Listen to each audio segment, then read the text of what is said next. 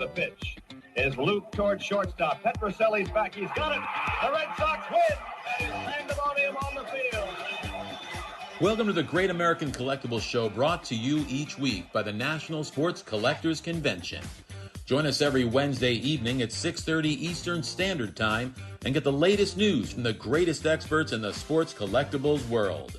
You can watch us on the Great American Collectibles Facebook page, as well as YouTube, or you can listen to us on Spotify, Pandora, iHeartRadio, or any of your favorite podcast platforms.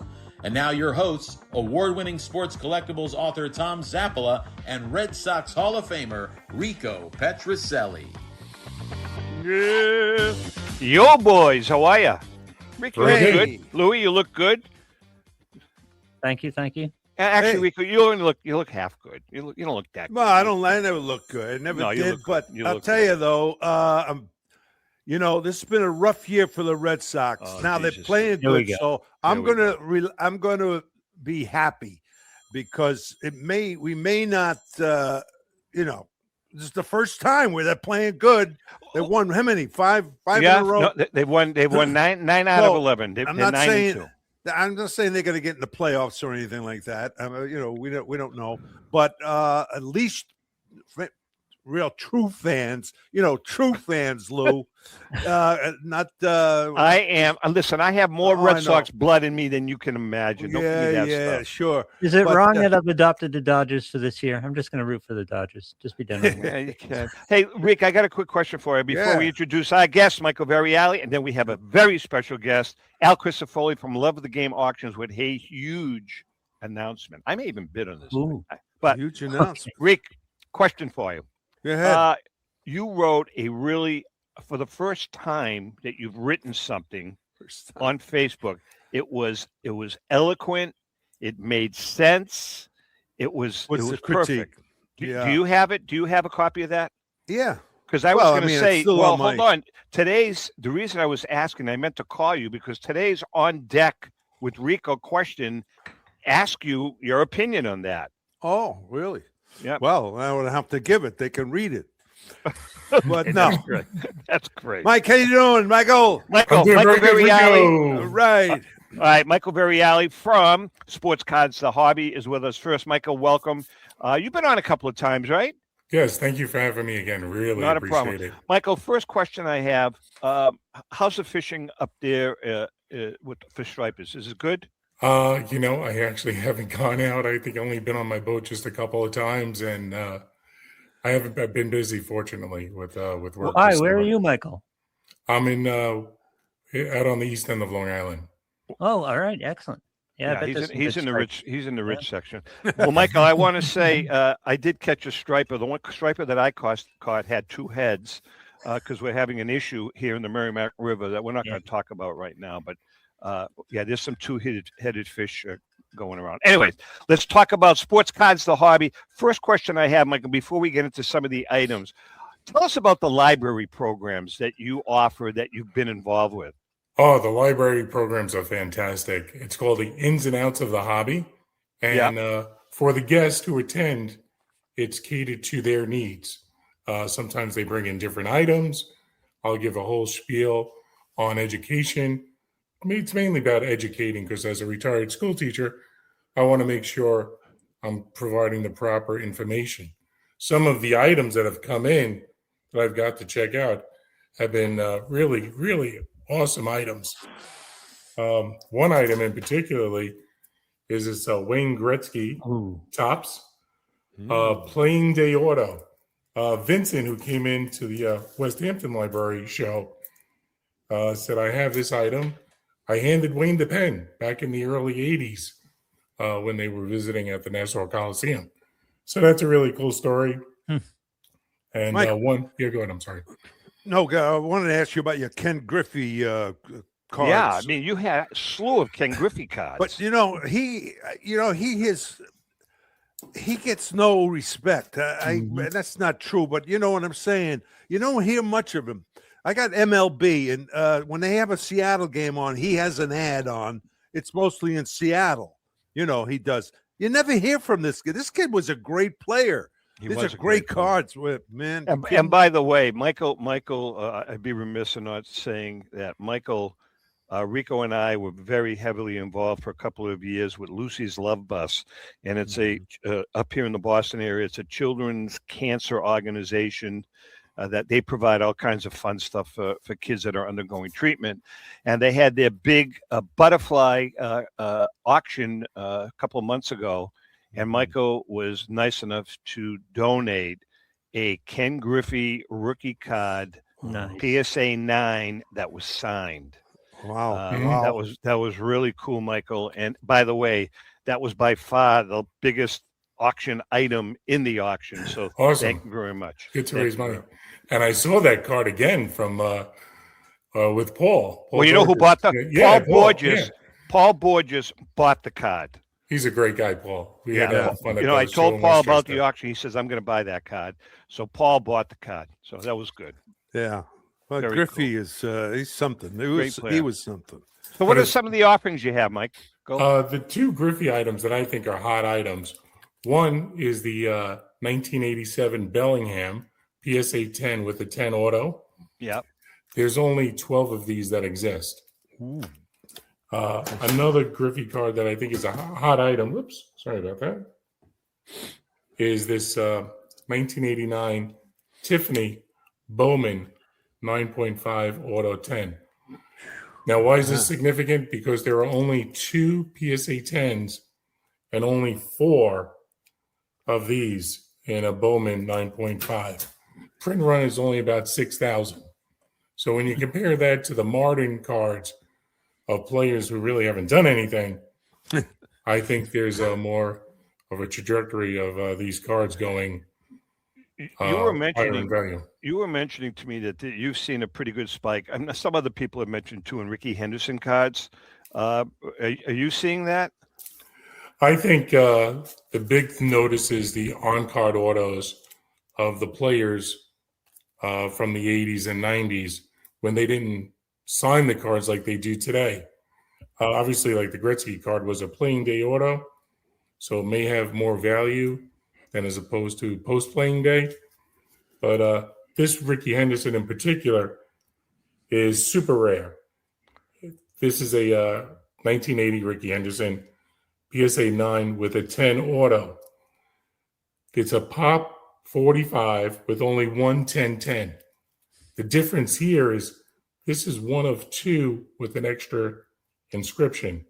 It says Hall of Fame 2009. I love these cards. Yeah, you know, and we were talking to, I think it was Joe Tomasula last week was telling us that autograph cards are on fire, number one.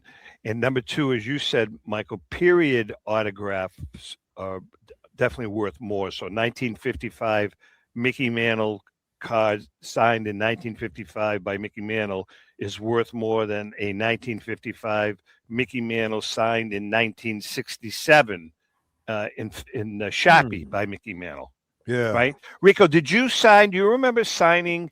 I mean, I've seen. No, I know there's a lot of Rico Petrocelli cards out there, but most of the cards that you've signed recently in recent years with a Sharpie. My question is, did you sign many cards during your playing days in like 67, 65? Because I know not a lot of players did, but do you remember signing cards? Yes. Did. Yeah. Okay. Because in those days, the industry wasn't as strong as it is now. And we signed for people. They wanted the autograph and they kept the autograph. They didn't throw it on, some eBay or something like that, but to sell. I have a Rico Petrocelli signed card that I got before we met Rico, which is the 1968 Game 6 card where he hit 2 homers. And you signed it, bought it in the shop. Yeah. You had that cards in the studio, Lou, if I remember seeing that, right? No, I don't have it in the studio, but I do have it. Hey, Michael, I want to just mention one thing because I loved Ken Griffey Jr. I think, my opinion, that he was a better athlete all around, with one exception that he didn't do, than Ohtani. Ohtani obviously pitched.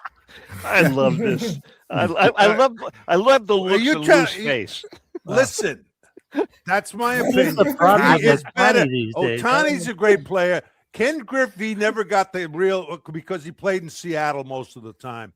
But this kid was a great all-around athlete, great outfielder. No, he was a great player. Rico, we did a show at one point. You weren't on. I don't believe, where people were putting in like their top 15 all-time players. Yeah, and there was nobody after World War II. First of all, but Ken Griffey didn't make any of these lists. Well, no, I understand. Actually, because that's not people true. don't have him on mind. I had him like out of my top 15. I think I had him like 14th. I had him. Yeah, like 14th. yeah, I understand that. People, your tendency to do that because you don't hear much of him.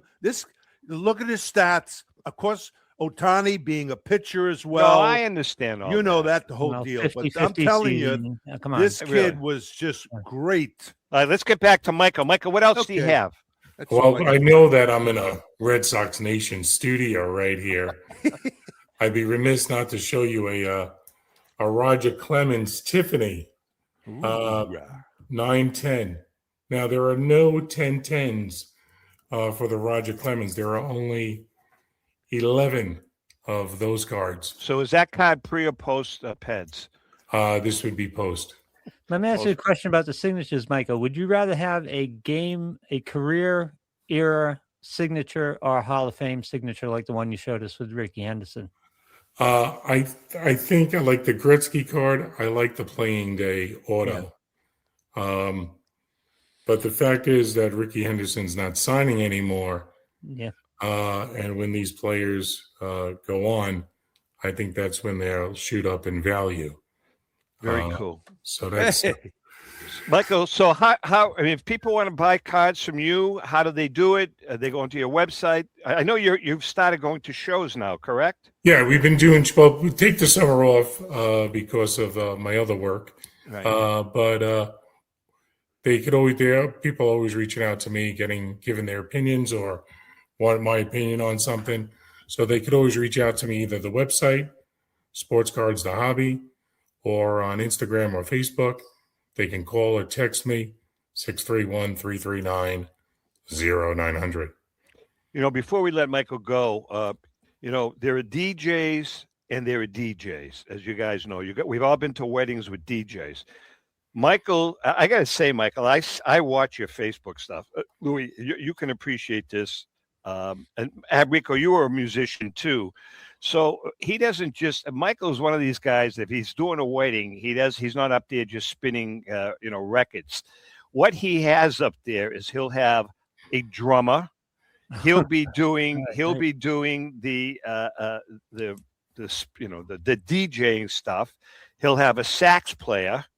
He'll have a conga player, depending on the situation. You bring musicians in too, right, Michael? Yeah. And what's nice about that, just a couple of weeks ago, speaking of Gretzky, I'm doing an Ocean Front event, and who's there? Wayne Gretzky. And nice. And everyone's like, "Oh, did you get a photo?" And I always say, private events are private. You respect their privacy. Absolutely. Yeah. But his wife came by, took my card. She was loving the music, so I was like, "That's a plus." That's great. All right, Michael. Are we going to see you at the National? Are you not going to be there? No, I'll be working out here. Okay. Thank you so much for having me on the show, guys. Really appreciate it. Great seeing you again, Michael. Michael Variale from Sports Cards the Hobby. All right, Michael, take care. Bye-bye. All right, Lou, let's bring in. I'm really excited because this is Al. This is, I think, one of your biggest, if not your biggest, yes or no, as far as the news about the upcoming auction. I mean, this is like unbelievable. I thought you would be excited to see me just because I'm a nice guy. Yeah, well, something. We see you. I know what you look like. It's been a while. I haven't been on the program. I know. You really haven't. It's like you're boycotting me or something. No, man. I'll tell you what. It's like, honest to God, it's like I get calls every week because this is the hot time of the season, and we're trying to get people placed. Like realistically, we had Al scheduled for next week, right? Yeah. But what happened was, obviously the National, they're our biggest sponsor, and Joe Drellick says, "Tom, we can't. The 8th is the only day. The 15th is the only day we can do it. Can you help us out?"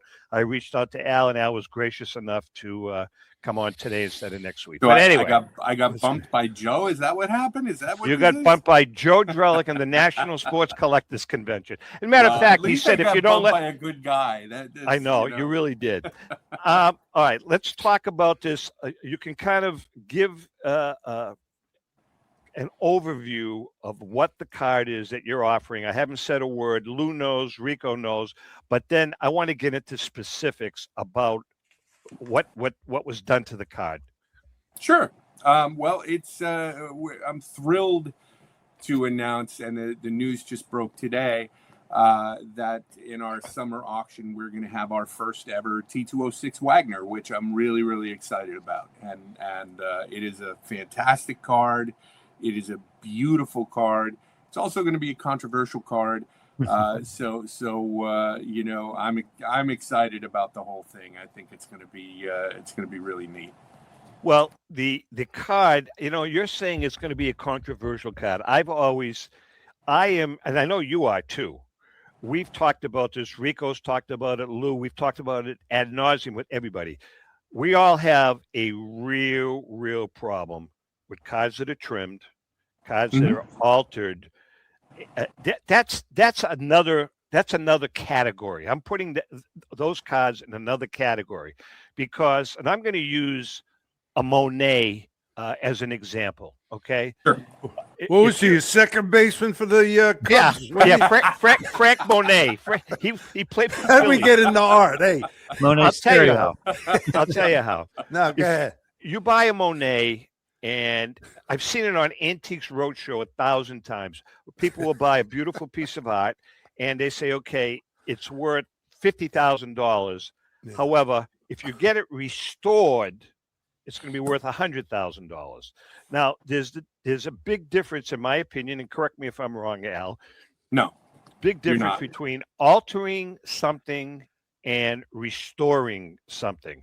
Now, this Wagner card, it has not been altered, but it's been restored. It was altered. It's correct. I mean, it's yes. What was done? What was done to it? Right. Yeah. So, Tell us about it. So I'll tell you the story of the card, and you can look at we've chronicled all of this at loveofthegameauctions.com.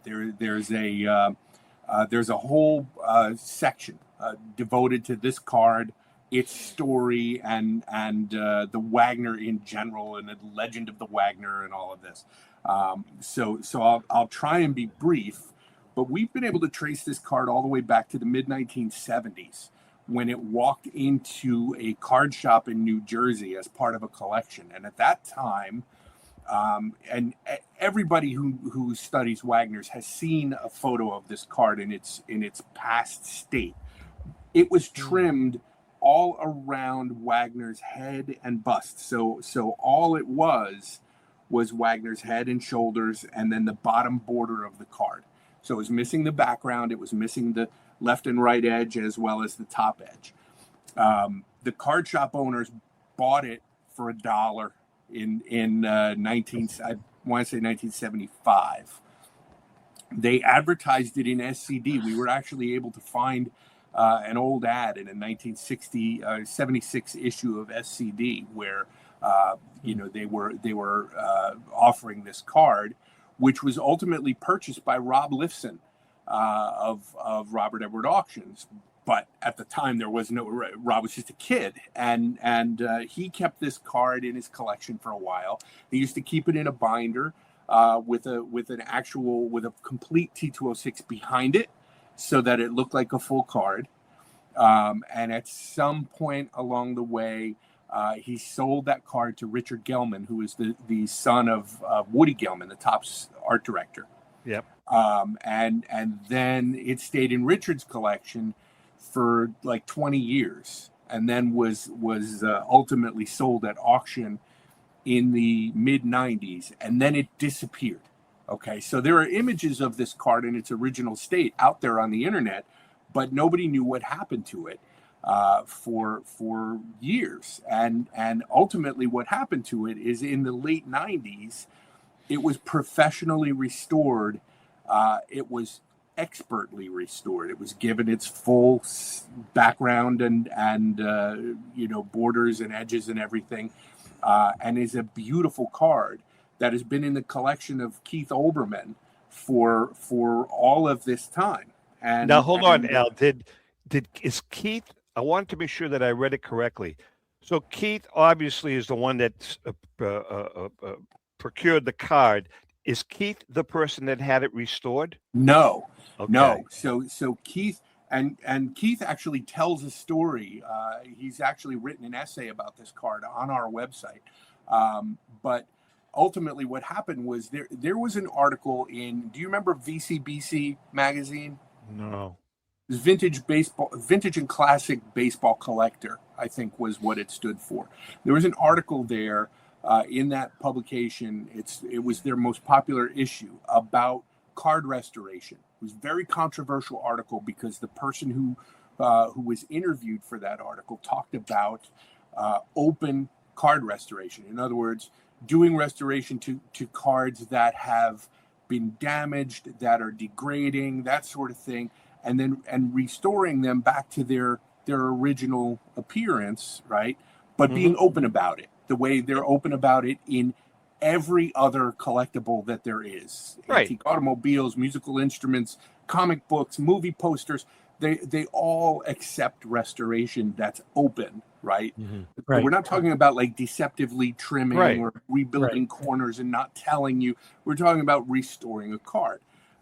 So Keith read that article and he reached out to the restorer, and that person did a card for him, and he was so impressed with the results that they agreed to do a Wagner. Now the card that he did for was a 33 Gaudi, correct? Yeah, a Lajoie, yes. A Lajoie, that's right. So they agreed to do the Wagner. It took a couple of years, I guess, before the work was completed.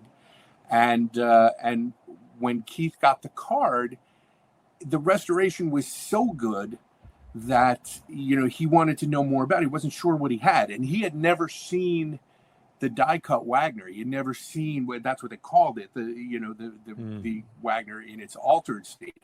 He had never seen that card. So when he got this one, the restoration was so good, it was hard to believe that the card was authentic. And it was, I mean, obviously, as a collector as sophisticated as Keith Olbermann can look at the card and say, yeah, of course it's authentic, but what is it? What am I holding? Right. And then the restorer just dropped off the face of the earth, just disappeared. And so Keith was never able to get answers to those questions. So he kept this card in his collection for 25 years. And it was only just recently that we started looking at it and saying, hey, you know what? This is this die-cut Wagner card. And you could see, we actually posted on our website a Photoshop overlay where you can see the changes to the card. You can see where there was a little crease here and it's been fixed, and there was a little bit of paper loss here, and there's some in-painting around the head and that sort of stuff. So, once we started talking about it, we all agreed that the card needed to be professionally authenticated. And, I have a lot of experience with Andy Broom at CGC, being the kind of a guy who would look at a card like this and take all of the research into account when assigning his grade. Now, obviously, Andy is not going to look at it if he thinks a card is bad. He's not going to say it's a good card, but he looked at everything that we presented him, looked at the card, judged instantly that the card was authentic, and then agreed that it was this same die-cut Wagner. And so we're able to, trace this card's provenance all the way back to the 70s, which is pretty cool. All right, hold on. Let's hold on. Let's take a break now because I want to continue with this discussion. We have a lot of questions. Well, I'm going to forget my question for write it down. Write it down. Right, I'm going to write it down right now. All right, we're going to take a break. Al Crisafulli is in the house. The Wagner is coming to auction, and we're going to get to see the Wagner at the National, correct? At the National and at the Fanatics Fest. Nice. Well, I'm not going to be at Fanatics Fest, but I will be at the National. Yeah, all right, we're going to take a quick break. Hold on. We'll be right back. All right.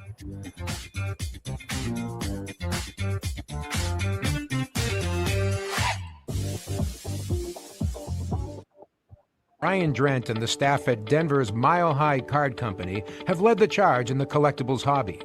Mile High is a full-service dealer specializing in buying and selling cards and offers a competitive consignment program for all collectors. Whether it be their computerized want list service, appraisals, or auction services, Mile High has it all. If you've been searching for a company with a selection of high-grade vintage 1888 to 1970 baseball cards and memorabilia that shares your passion, aim high, Mile High. Go to milehighcardco.com or call 303-840-2784 for more information. Let's go! Batter up! Hi, everyone. This is Rico Petrocelli. JustCollect.com, a leader in the vintage sports card industry, is giving free appraisals on your vintage cards.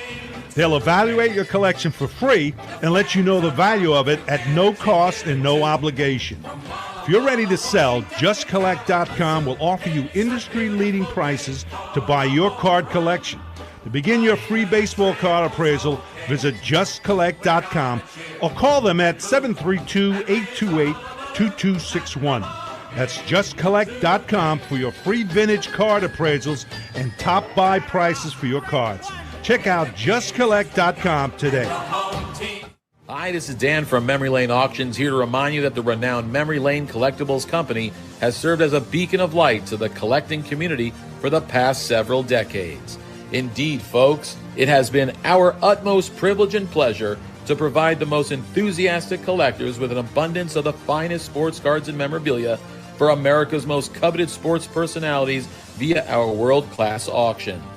Whether you choose either a private sale transaction or the auction route, Memory Lane cordially invites you to reach out to us to maximize the value of your prized possessions. Also, it is not just sales that we pride ourselves on being the best of the rest, because if you are seeking a particular keepsake for your esteemed gathering, we will be relentless in our quest to find that special piece to fulfill your collecting dreams. So no time to wait. Reach out to us today for the purposes of capitalizing on our unparalleled marketing capabilities. Simply pick up the phone and dial 877-606-5263. That's 877-606-LANE, or find us on the World Wide Web at www.memorylaneinc.com. Now is the time for your valued consignment to ultimately become another one of Memory Lane's record-setting prices. This is Brian Drent, president of Mile High Card Company. Is your sports card and memorabilia collection properly insured? For easily replaced personal property, homeowners insurance is all most people need. But for prized possessions that you may have spent a lifetime collecting, it doesn't go nearly far enough. Collectibles Insurance Services has been insuring for over 50 years. They offer a full range of protection and a $0 deductible at an affordable rate with no appraisals required. I know because they insure my collection. If you have a minute, go to collectinsure.com and learn more about insuring your personal card or memorabilia collection. With record-breaking sales from everything from the white border T206 Honus Wagner for $3.12 million to some great items that support the Jackie Robinson Foundation, Golden Auctions has set the highest standards for the finest in sports cards, autographs, and game-used memorabilia. We're always accepting consignments of high-end premium sports treasures or entire collections. Please register for our next auction and bid now at goldenauctions.com. That's golden with an I. We at Golden Auctions are committed to providing unsurpassed customer service for the discriminating collector. That's exactly why we're the leader in the industry. Visit goldenauctions.com or call 856-767-8550. Remember, Golden Auctions. We don't just break records, we shatter them. How would you like to own the bat that was used by your favorite player when he hit that towering home run or game-winning base hit? Well, look no further than JT Sports, specializing in the sale and authentication of professional game-used bats. As the official authenticators of professional model game-used bats for PSA DNA, JT Sports will guarantee the authenticity of any bat purchased from them. JT Sports also buys and sells game-worn uniforms, gloves, and baseball equipment. The unique quality of the collectible is what JT Sports is all about. Give them a call at 609-487-8003 or check them out at GameUseBats.com.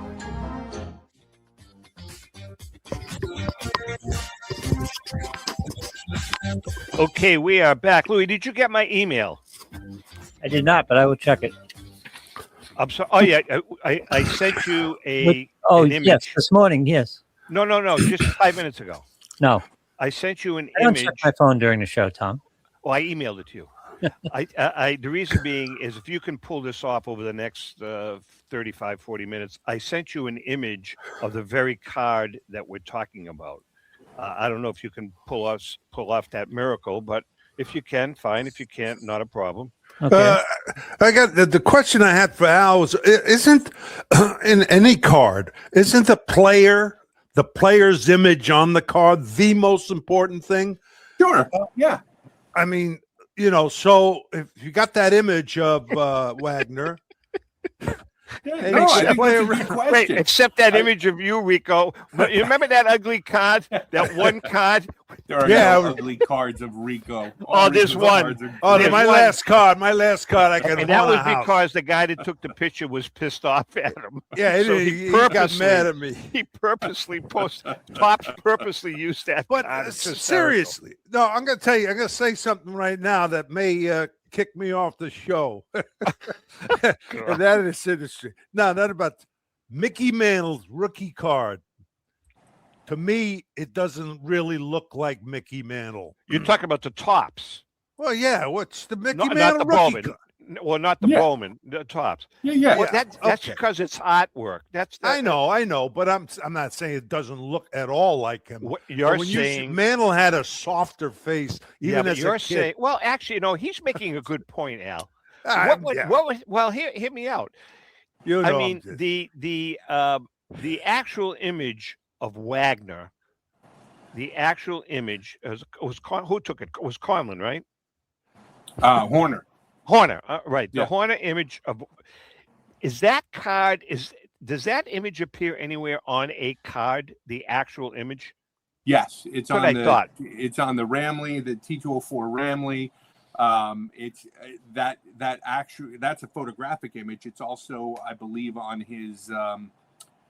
Oh my God, I can see the card and I can't think of what it is. But that illustration also is adapted on a M116. It's on a number of different caramel cards. It's a pretty familiar. Yeah, but the M116 that's not an actual photograph, is it? Right. No, they're all illustrations. But you can see the photograph on his T204 Ramley. Okay, but Enrico, you're saying you feel that an actual photograph is better than an image, like okay, yeah, but I can see that. Don't get me wrong. Yeah, I had a 52 Mantle as a kid, and I didn't know anything about the value and all I know is he was a great player, and I loved it. Right. I wish I had it, but Louis, good job. Good job. Oh yeah. See, that's a great pick. I mean, so let's look. It's beautiful. It's absolutely beautiful. The restoration work is expert. It's unbelievable what a job was done to this. Is the face, is the actual cutout of his body?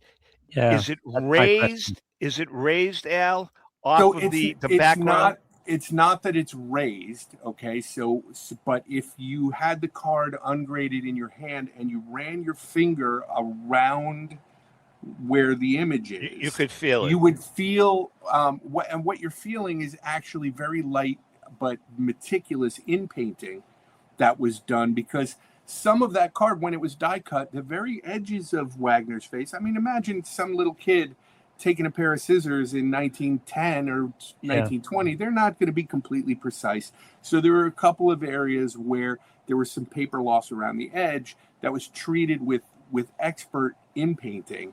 And so you can feel that a little bit when you run your finger around the edges of the bust and his head. Louis, can you bring it up? So just I want not the image, but the writing, the labeling on top. It does say it does. Do I see the word restored? Restored, yes. Okay, yes. that's good. So it's graded authentic, restored, and that was part of our conversation with CGC, where I didn't want the card to be graded authentic, altered, because the card had been it was altered. It was altered when it was trimmed. It was restored, and so. I wanted the restoration to be called out. I didn't want to treat this card as if,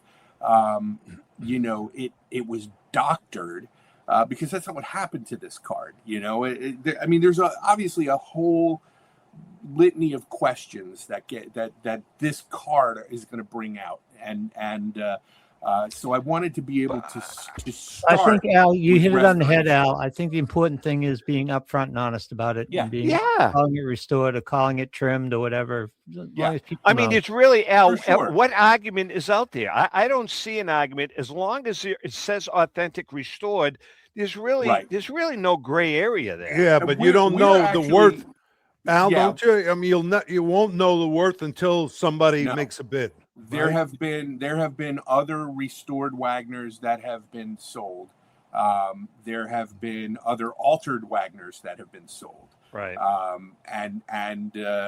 We don't know where this one is going to fall. What I can tell you is that if you take all of the different Wagners that we know of, and you just put them all up without any consideration to which ones have been trimmed and which ones have been, otherwise altered and which ones have been restored, this card is one of the 2 or 3 most beautiful Wagners in the hobby, and it's just expert work. Are the other ones that are restored? Does it say restored? I believe that there are 1 or 2 that say restored. There's another one. If you remember, there's one that's torn in half. It's half the I've Wagner. seen that one. Right, and that one is graded genuine. That's actually the second card that PSA. I've seen that card. That card was sold within the last year. Resold. Yeah. It's all right, Lou. You can put that away. That's thank you so much, Lou. Great job with that image. Al, did Oberman's Lajoie, is that in a slab that says restored? No, I doubt it. It's really? Keith has not historically been a big fan of grading, and you think? But he's a big PSA, real big PSA fan. But so I've never seen that Lajoie. I don't know if it still exists or not even. But the Wagner, I think, was part of what Keith what his original intention was to bring this issue to the forefront and bring it out into the hobby, because it's an important one especially when you start talking about this level of card, which is let's face it, the entire hobby, the entire collecting hobby of cards is driven by the Wagner. It's the most important card, no doubt. And so when you get to that level, I guess the thing that you need to ask yourself is whether or not are you the kind of collector who wants a card like that to wear its age and its damage and all of those things, and as almost a badge of honor, or are you one of these collectors that feels like these cards can be restored with disclosure to their original? I go with the latter there. I mean, I agree with you. My feeling is this. I'll finish this point. My feeling is this: if you have millions of dollars to spend on a T206 Wagner, right? Do you want one that looks like it went through the wash, or do you want one that looks beautiful when the time comes for you to show it to people and show them this is the blue chip, this is the most important card in the hobby? Do you want to show them one that's all creased up, or do you want to show them one that looks fantastic? Again, both. I'll take both. There are people. But let's go back. Let's go back to that piece of art, that Da Vinci, that Monet. Absolutely. I mean, do you want a Monet with a hole in it that fell 100 years ago and something went through it, Or do you want that I'd rather have the restored piece. No, I'd rather have the whole. The example that I keep going back to is a Ferrari 250 GTO, which is this unbelievably high-end, highly collectible automobile, right? And if you get one that's rolled off the assembly line, rolled out of the factory, and into your showroom, that's the top of the line. That's the holy grail. But if you have one that's been in an accident and is repaired and restored with body work and replacement parts that are original to a Ferrari 250 GTO, and it's been, the chassis had to be repaired, but you've got its original guts and it's still beautiful. Way to go. That is still a highly collectible, unbelievably valuable car, and there's nobody in the car hobby that looks at that and says, I don't want that. Well, who in the hobby will accept this? Let's say overall. I mean, that's a good question. I mean, there's no association. Who would it be? Yeah. So, well, my feeling is that purchasing any card is completely the discretion of the buyer and what they want to have, right? So I think in the case of this, the people who are buying Wagners, who are at that level, they also invest in other collectibles and in other areas where restoration is totally accepted if it's disclosed, and so I don't think there's going to be resistance at that level. If somebody big, that's why I always thought that you should have an association, but that says it's okay to do this. No, Rico, here's what he's saying. Not okay. Okay. He's saying, Al, correct me if I'm wrong. I understand. Al's saying at that high level, level of that buyer, those are the people that are not going to question it. The people that are going to question it are the 80% or 70% of whatever it is that can't afford to buy that. I think regardless of what the value of the piece is, right?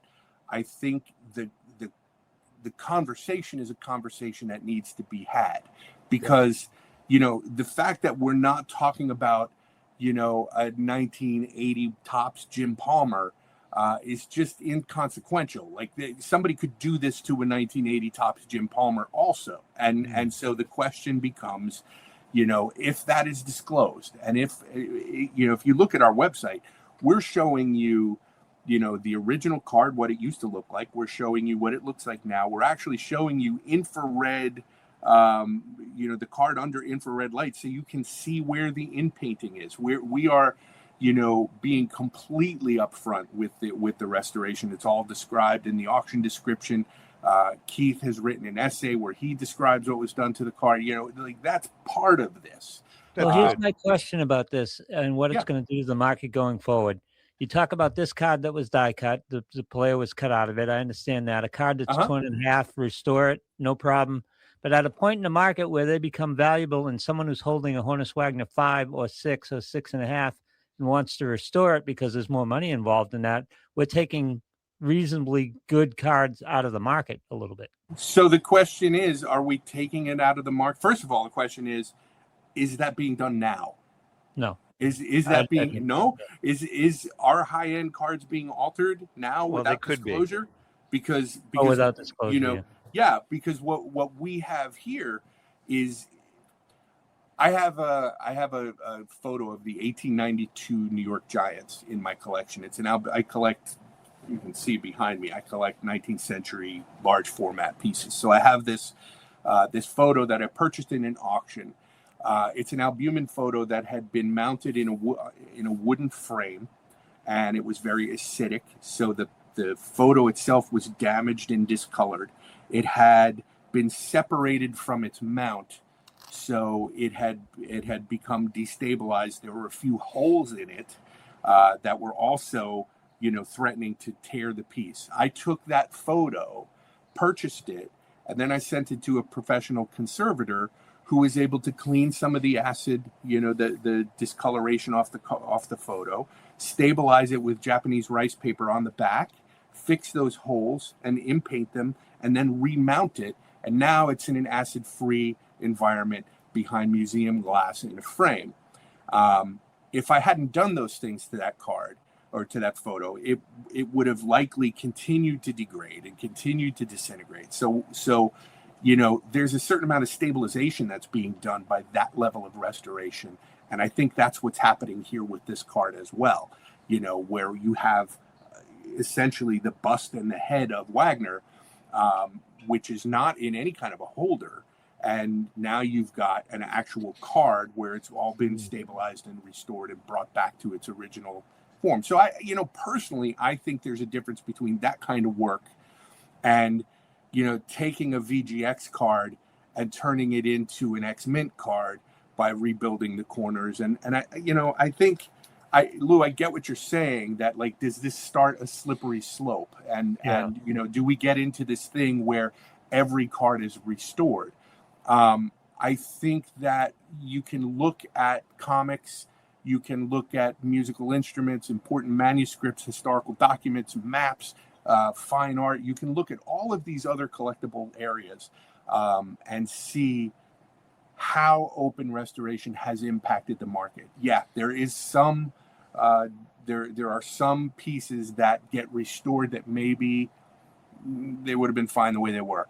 But by and large, that original piece, the value is kind of baked into, the card that's been, or the book or the manuscript or whatever it is that hasn't been restored is more valuable than the one that has. Those hobbies all look at an unrestored original piece and say, yeah, this is something that we're going to. Rico, I'm not. Are you kidding me? Rico, are you kidding us? He's taking a phone call. Do a dash. So, in other words, Lou, I think that you're killing me, Rico. All of those hobbies value an unrestored piece greater than they value a restored. Yeah. Okay. Yeah. And I would think that our hobby would do the same. I also think that the time and the expense involved with doing this level of restoration and doing it as skillfully as this one is probably not worth doing to a 1980 Topps Jim Palmer. Right. It's probably only worth doing to the top of the line card. Yes. Right? Al Crisafulli's in the house. We're going to take a quick break. We come back. We got a couple of other things to talk about. And then I want to get your opinion on a question that we discussed last week with a couple of people regarding the Wagner and regarding the mantle. Hang in there. We'll be right back.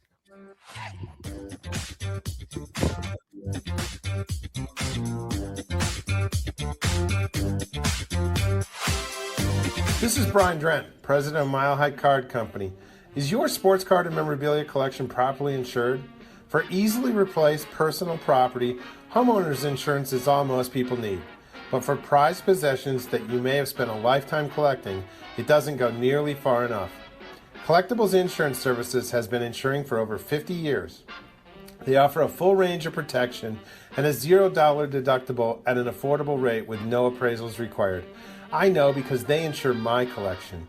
If you have a minute, go to collectinsure.com and learn more about insuring your personal card or memorabilia collection.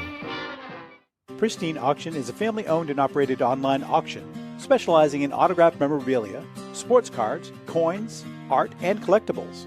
Since their founding in 2010, they've grown to 2 facilities in Phoenix, Arizona, totaling over 60,000 square feet. Jared Cavalier and an incredible staff of over 150 team members serve a very large customer base and enjoy every minute of it. By working with leading authentication companies, Pristine ensures all items are 100% authentic. In addition, third-party authenticators regularly travel to Pristine Auction to provide authentication services on site. Pristine Auction strives to operate its business in a way that's honoring to God, their families, and their customers. With a strong focus on speed, quality, and premier customer service, their mission is to be the leading online auction for every level of collector and fan. Pristine also works for Hope Sports and Identity Hoops International, traveling to Mexico to build houses for the less fortunate. Pristine Auction offers several online auction formats with thousands of auctions ending each day. For more information, go to pristineauction.com. That's Pristine Auction, the best in the business. If you're a discerning collector interested in owning the most important pieces in the hobby, look no further than Leland's Auctions. The original sports auction and appraisal house, Leland's was established in 1985 by legendary Pioneer founder Joshua Leland Evans. And today, President Mike Hefner carries on the tradition. From the Tom Brady card and memorabilia collection to the famed Boston Garden auction to high-end card auctions from every major sport, Leland's has always maintained the highest standards. Go to Lelands.com and get your bid in. That's Leland's, the hobby's leading sports auction house for 4 decades. It's often been said that championships are won on the practice field, and world records come only to those willing to work harder than everybody else. Heritage Auctions is the world's largest collectibles auctioneer because we believe that becoming the best is only an invitation to the challenge of remaining the best. This requires the skills of the hobby's top experts, capable of identifying and maximizing value for our consigners. It requires the most visited website in the industry, courting a global audience of collectors over 1.5 million strong. It requires a dedicated press department that expands our global reach far beyond the entrenched hobby marketplace. It's hard work, but a simple premise. Present the finest collectibles to the largest population of potential buyers, and world records will come. We invite all listeners to put the unmatched power of Heritage Auctions to work for you. Auction evaluations are always free, and our commission-based fee structure ensures that our interests are always aligned. The highest possible price for your collectibles. There will always be new world records to chase, so let's chase them together. Visit our website at ha.com and request your no-obligation review today. Hi, this is Dan from Memory Lane Auctions, here to remind you that the renowned Memory Lane Collectibles Company has served as a beacon of light to the collecting community for the past several decades. Indeed, folks, it has been our utmost privilege and pleasure to provide the most enthusiastic collectors with an abundance of the finest sports cards and memorabilia for America's most coveted sports personalities via our world-class auctions. Whether you choose either a private sale transaction or the auction route, Memory Lane cordially invites you to reach out to us to maximize the value of your prized possessions. Also, it is not just sales that we pride ourselves on being the best of the rest, because if you are seeking a particular keepsake for your esteemed gathering, we will be relentless in our quest to find that special piece to fulfill your collecting dreams. So no time to wait. Reach out to us today for the purposes of capitalizing on our unparalleled marketing capabilities. Simply pick up the phone and dial 877-606-5263. That's 877-606-LANE, or find us on the World Wide Web at www.memorylaneinc.com. Now is the time for your valued consignment to ultimately become another one of Memory Lane's record-setting prices. Hey, I'm Mike Petroselli. If your company is looking for the best in marketing and promotional items, you'll hit a home run with Petroselli Marketing. With over 8,000 suppliers and 650,000 imprint-ready items, we can get your company the visibility it needs to get your maximum exposure.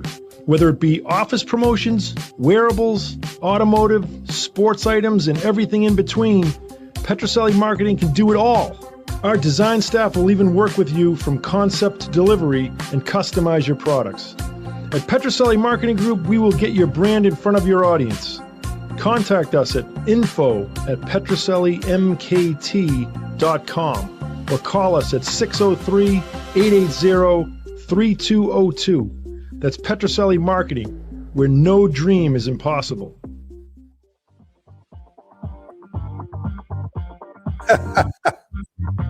What are you laughing at?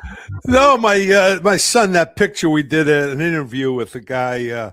By the way, Michael's my old. I have 4 sons, twins in the middle. He's 6'7". So he was a hell of a basketball player. Yeah, very good college basketball player. Good pitcher. He was a sinker baller, but he got into this business. I transferred over to him, and he's done a great job. So yeah, Michael has done a great job. Yeah, well, he does something you never did. He does marketing. He does marketing. Well, what do you mean I never did? You never did anything. You used to sit back and collect a check. I got something. I'm looking at during the break. I'm looking at your website. There's a Old Judge cigarettes, Jim O'Rourke, right? And a 2, right? It went for $22,200. Let me ask you, if that was screwed up, would you redo it? No. Okay. No. Yeah. So you just leave it. Yeah. I think, first of all, I think that this is not every card is a candidate for this kind of thing. Yeah. I mean, what this card used to be was not, a card with a little corner wear and some, mild creasing, and also an N172 O'Rourke, as great a card as it is not the most important card in the hobby. And a T206 Wagner absolutely is the most important card in the hobby. So I think, for me, Rico, I wouldn't do that. And Good point. You're not going to see Love of the Game getting into the business of having cards restored. That's just not what we do. It's not financially viable. You're not going to make that much more money. It's not financially viable, but that's also not that's not my decision to make as an auction house, right? So what my decision as an auction house to make is to, ethically sell this thing and to try and position it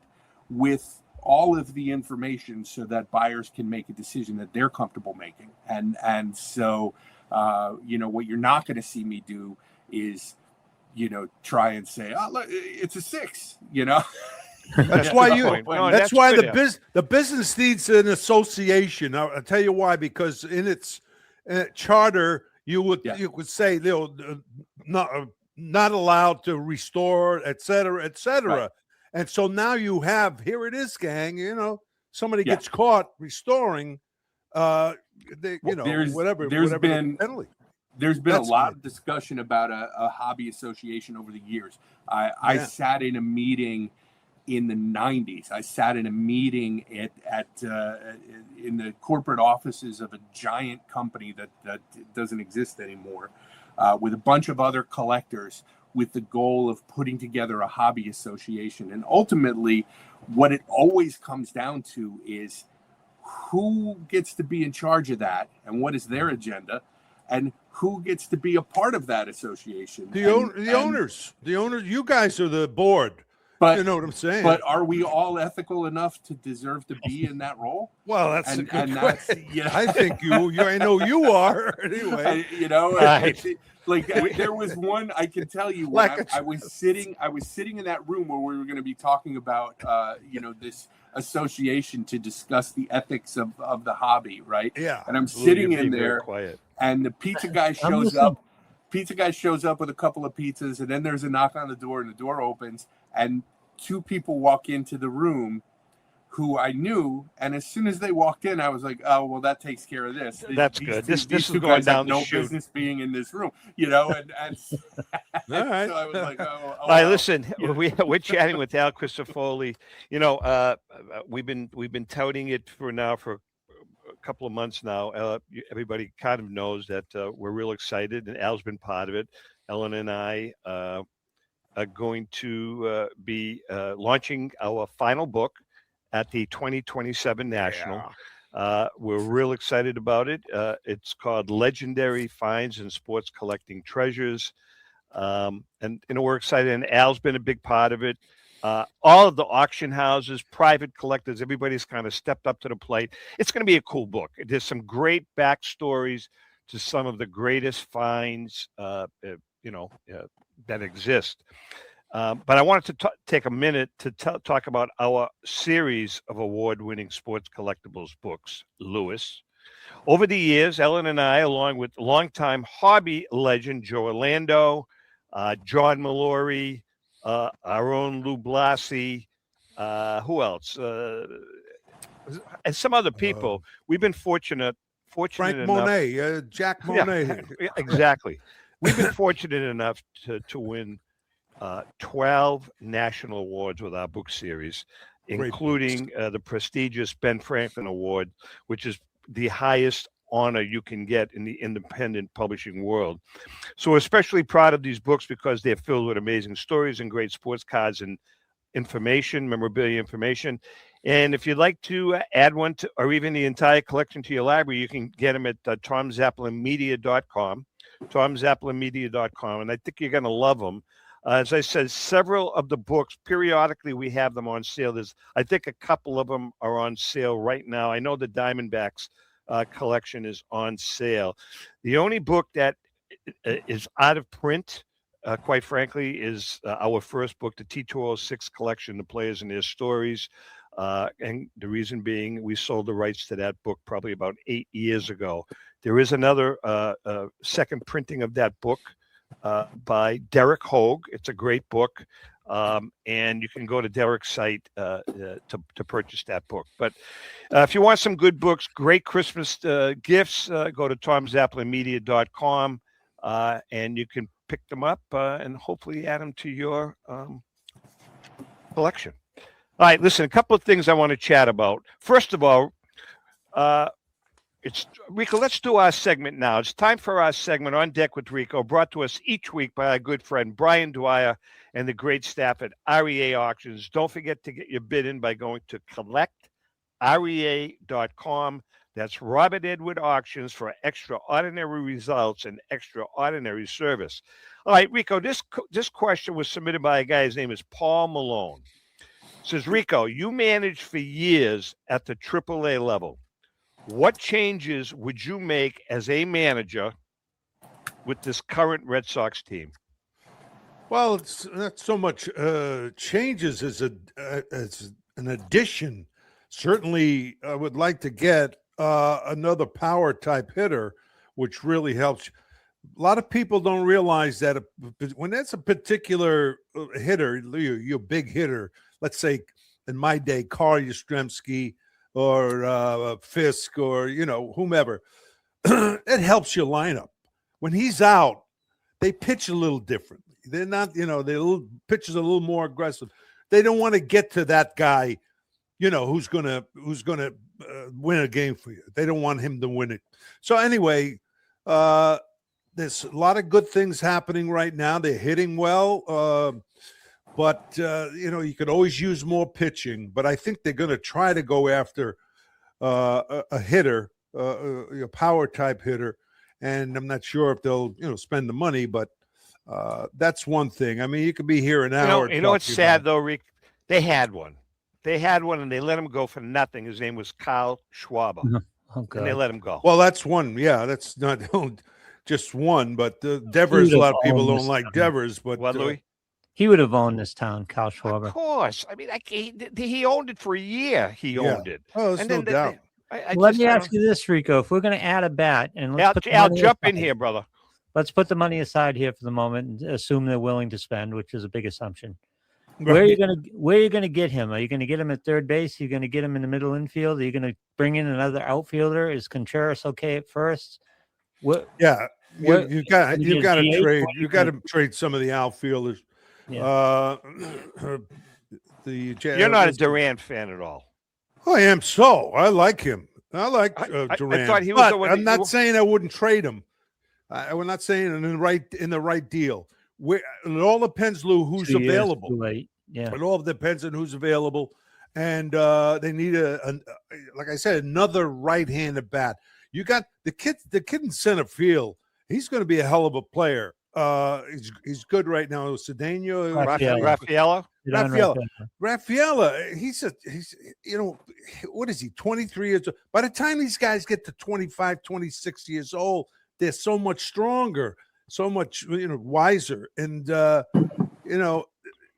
even with Anthony coming back, Lou, they need another bat. They have the makings of a good pitching staff if everybody's healthy. I've never seen so many left-handed starting pitchers, even bullpen, but especially in my life, I mean, it's incredible. I know, but it's a good pitching staff. It is a good pitching staff. It is. It All is. right. And Well, so we- anyway, we appreciate the input. And by the way, Crisafulli, you're a Yankees guy, right? I'm keeping my mouth shut Because they stink. no. The Yankees stink.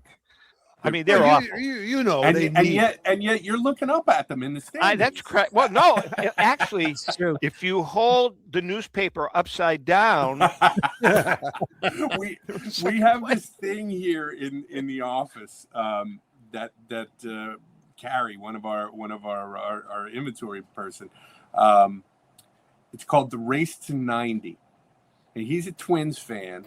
Andrew is a Mets fan, and Evelyn and I are Yankees fans. And it could be whoever gets to 90 first wins or loses. But it's either you win because your team lost 90 games and you got there quicker than anybody else, but you lose as a fan. And so we're watching this standings board, and I'm watching the Yankees competing with the Mets and the Twins, and I'm thinking this game is not fun. Oh God! Hey, speaking of Twins, Lou, I'd take Buxton right now. I don't know what they might, they certainly would want a pitcher, but he's a legit. What about Killebrew? Is Killebrew available? Yeah, Killebrew and what's his name? Whatever his name. Listen, I got a question for Rico. Rico, I know you're an infielder, but I think that the question is still one that's been grating on me. It's not just the Yankees. I see this happening across the league with bullpens, giant 14-man bullpens, and these guys are pitching 60, 70 games a year. 4 or 5 guys coming out of the pen pitching 60 or 70 games. Some Aaron Boone cycles through his bullpen, and they pitch one inning, whether they pitched well or not. They could be lights out, strike out the side, and they're done after one inning. And then they're back in the bullpen, warming up 2 days later to come back into the game and pitch another inning. What does that do to a player's arm? Well, eventually all of them, could damage their arms and shoulders and elbows. But, the game now, it's bullpens. That's why your starting pitchers certainly important. You want them to go at least 7 innings. But your bullpen that's going to be probably the most important part of the game. I don't get it. They're pulling pitchers after 80 pitches, and starting pitchers, whether it's the 3rd inning or the 6th inning or the 8th inning and then in the bullpen. But you got to pitch to 3 hitters. They have to right.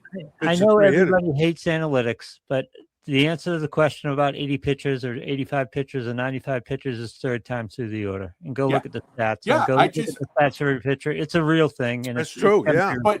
But is that part of baseball? That's what the opener is all about, by the way. Yeah, I get it. It's. I mean, it makes scientific sense. I would think that somebody like Nolan Ryan would disagree with it. It's changed, Al. It's changed. It's a different game. I understand. I mean, you can't compare it, to when we were kids. When you were a kid, might have one guy. Your bullpen might have one guy who pitched 70 games. Well, back in this a workhorse. Back in this all-time great discussion, we were talking about Juan Marichal. Tom did a thing on Tom Marichal in one of the books. I think it was Rico's All-Star or Hall of Fame players that he played with. Juan Marichal pitched a 16-inning game. Can you imagine a guy going 16 innings in the majors today? No. Tion went 15 innings. Tion went 15 innings in Anaheim. I saw somewhere. Never happened. Forget it. It would never Bob happen. Gibson. That's 3 games for record some in 1968. And if you look at his game log in 1968, is like he pitched 9 innings, 8 innings, 9 innings, 9 innings, 8 innings, 10 innings, 8 innings. Like every outing was 8 innings. Did Bob Gibson? Did he ever have arm problems? I don't know the answer. That I know of. Right? There weren't as many arm problems, but the thing is, in my day, if you had a bad shoulder or Tommy John, you were through. Yeah. Right. Your career was over. But this is guys the like all-time it great makes me wonder about guys like Fidrich and what could have happened to Fidrich with. Yeah, that's a good point. This is the all-time great discussion in a nutshell, because the biggest myth in baseball is that it's been the same game for 150 years, and it hasn't. No, it Right. hasn't. No. We know that. You have guys with the batting statistics. They're batting against starting pitchers who are throwing 130, 140 pitchers. That's a whole different game. I don't care what area you played. You're throwing your 140th pitch. You're not as good as you are on your 80th pitch. Lou, that's why you can't compare, Right. eras. How are you going to do it? Tom, remember, Tom, you used to say, well, the so-and-so could hit in this era. Well, in any era, I and always maybe said, could. I always said that, in my opinion, there are certain pitches that have since departed us that could, in fact, pitch in today's game. Now, I'm not saying that they're going to pitch a 9-inning game, but I'm saying they could pitch today. And a lot of it has to do, again, people laugh at me, but if you really, and now I'd like your opinion on this. If you really evaluate and analyze slow motion images or vintage movies of Walter Johnson pitching, hear me out. I think that Walter Johnson, I'm not going to say he's going to pitch 9 innings, but I say he could pitch, and I'll tell you why. Because based on all the science, he threw around 92, 93, 94, but he had a 3/4 sidearm, and he had a knack for releasing the ball just as it came in front of his uniform. And his ball was next to impossible to pick up. He couldn't pitch, Al. You don't think he could pitch today? Pitching. So my opinion is that if you took a player, it's funny because if you remember, we had a discussion like this at the National with Joe Orlando, and he positioned this in a much different way than I had ever heard it before. My feeling is that if you take any player out of the 1910s, and I am a big fan of dead ball era baseball, but if you take any player out of there and drop them into today, it would be like taking a high school kid and sticking him on a major league ball field. Like there's just no comparison between the athleticism and all. Yeah. But if you take that human being out of 1910 and you drop him into today and give him access to all of the medicine and all of the nutrition and all of the exercising, and he could play. I mean, remember, even when I was a kid, when Brian Downing started working out and getting big and bulky, back then the conventional wisdom was lifting weights hurt your flexibility, and if you were a baseball player, you shouldn't lift weights. Couldn't do it. Everyone went against Fred Lynn when he was doing the Nautilus. Everyone was you thought it was radical. Yeah, and so I think that was conventional wisdom, and it was as recently as the 1970s. Here's what I call it, Al. I call it the cornfield argument. Are we talking Babe Ruth walking out of the cornfield and playing today? Because have you guys ever been in a batting cage and seen that first pitch? That's what Babe Ruth would look like. He'd be stunned. It's with crazy. His 40-ounce bat, forget it. Yeah. Listen. Babe Ruth, born in 2000, however, could play in the game. Who knows how it would turn out? All right, listen, we only have a couple of minutes left. Lou, how about our friends at Finkelmeyer Insurance? Well, Finkelmeyer Insurance Agency has been insuring collectibles since the early 80s. The late Tom Finkelmeyer wrote the original sports memorabilia insurance policy when no one else in the industry was insuring sports collectibles. A lifelong collector of sports cards, Tom Sr. instilled the love of collecting in Tom Jr., who is the current president of Finkelmeyer Insurance Agency. Tom Finkelmeyer Jr., with 3 decades of insurance experience, has paired that expertise with 50 years of collecting. And with a litany of professional designations, including counseling and risk management, Tom covers every aspect of your collectibles insurance needs. Unlike some companies that just sell collectibles insurance directly to the consumer online, Finkelmeyer Insurance Agency is the only independent retail agent who specializes in sports memorabilia and collectibles nationwide. Representing all major companies that sell collectibles insurance, there's no agent that insures more collectors, dealers, appraisers, auctioneers, or events in the collectibles hobby than Finkelmeyer Insurance. Our good friend and hobby legend, John Tobby of JT Sports, has been using Finkelmeyer Insurance for over 20 years. If you want to get involved, and you do, go for more information to thefaa.com. That's Finkelmeyer Insurance, where collecting is our passion. All right, before we leave here, I want your opinion, the 3 of you. We asked this question last week, so actually I'm not going to ask Lou. Al, you first. What do you choose? You have to choose one. Marshall Fogel's PSA 10, 1952 Mickey Mantle, or Kenny Kendrick's PSA 8, McNall, Gretzky, Honus Wagner. Wagner. Can I nitpick? Sure. Can I nitpick about something? I hate to correct you. But I feel like I have this platform, and I should use it. Quite all right. His name is Honus. Honus Wagner, not Honus Wagner. You're 100% right. Yes. We all try to match it with the word bonus. Right. It's Honus his name Wagner. was Johannes and you're right. Peter Wagner, which is shortened to Hans and John and not Hone and Bone. And so he's Hannes Wagner. Now I tell you what. Honest. All right, Rico, what do you say? What's the Lap LaJoy thing? LaJoy. LaJoy, right? LaJoy. Right. To me, Rico, LaJoy. PSA 10, Marshall Fogel's highest rated in the world. Mantle. Period. You're going to go with the Mantle. Louis? He's a Mantle guy. Rico was a Mantle guy. The Mantle is an iconic piece of American history. From an art standpoint, from a card history, it's even bigger than the card. So I'm going to Mickey Mantle. Wow, I'm going for Mr. Wagner. No doubt, hands down. I think that Wagner, Kendrick's Wagner, is the top card in the hobby. Like if you like, it's the most valuable card, and whenever it sells, it will never sell. But when that card changes, it's going to change hands eventually. I mean, let me tell you something. Let me tell you what my conversation. This is public. I mean, when back in March, we were talking on the phone, and we talked about, because I said Kenny, he was offered $40 million for that card. Turned it down. So he says, let me tell you about if it's ever going to go anywhere. His son, he's got one son. And he had a family meeting, and he said to his son, who's now grown up, he said, "You have to promise me that you will never sell this card." And his son said, "Dad," Ken Kendrick, he said, "Dad, I promise you we will never sell this." And they don't need the money, obviously, but he said, "I promise you we will never." That card is going to stay for, I don't know how many generations in that family. It really is. But yeah, before we go, I have a really cool little project that I'd love to work with you on. And we'll talk about it someday off the air, but it has to do with that Honus Wagner. It has to do. It's a hard. It has to do. It has to do with Kendrick's card.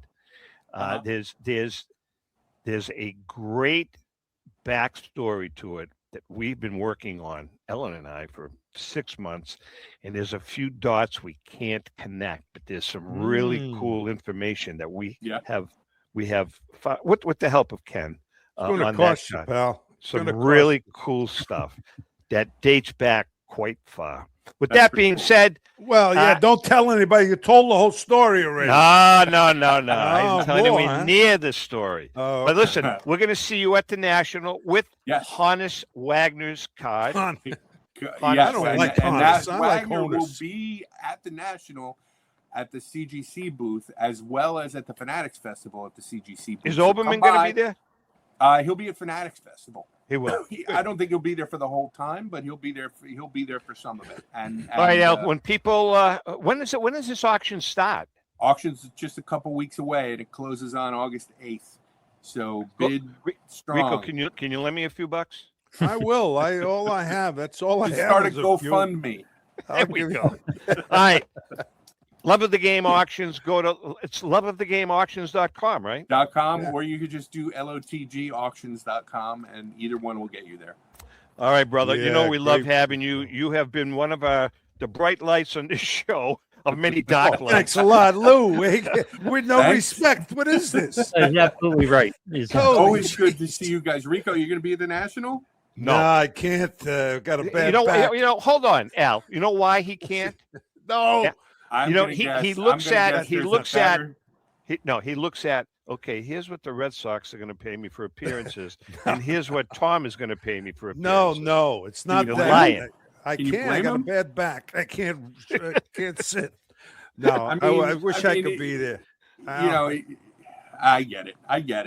It's hard. Oh, Rico, by the way, you did a great job at the autograph section the other night at Fenway. Don't start on that. Just to make it just real quickly before we leave, Louis and we're both Al. pissed off that you didn't tell us you were going to be there. By the way. Well, no, what happened? Rico wasn't there. Oh, he wasn't I there. was stuck in the traffic. He got at stuck in the 495. traffic jam on 495. There's a shootout, Al, and up here. He missed the autograph session. I missed the autograph that they session. featured him at. He missed it because he was stuck in a traffic jam. Well, Kill me, boy. That was a The Red pain. Sox honor him, and does he tell Tom and me? No. Paul Boyd just texted me. He says, "You're not going to believe this. I'm at the game, and there's Rico. It's Rico Petrocelli night." I says, "He didn't say a word It was to us." Italian night for them. Didn't I say a couldn't word make to the us. autograph. All right, guys. It's been a pleasure, Al. Thanks so great, much. yeah. Always great Rico, to be with you guys. Rico, Great we to love be you. with you Lou, guys. sorry we ran over, but what the hell? Yeah, Everybody yeah. loves this show. No, I'll have fun. Edited. All right. With All that right, being guys. said, to our Thanks. viewers Al, and take listeners, care, huh? Take care, guys. Next week we have a good show. Next week we got the guys from the National coming what he on to says? talk about the National. Next week we got a good show. This one Yeah, wasn't good. yeah, this one sucked, but next week is good. Yeah, man.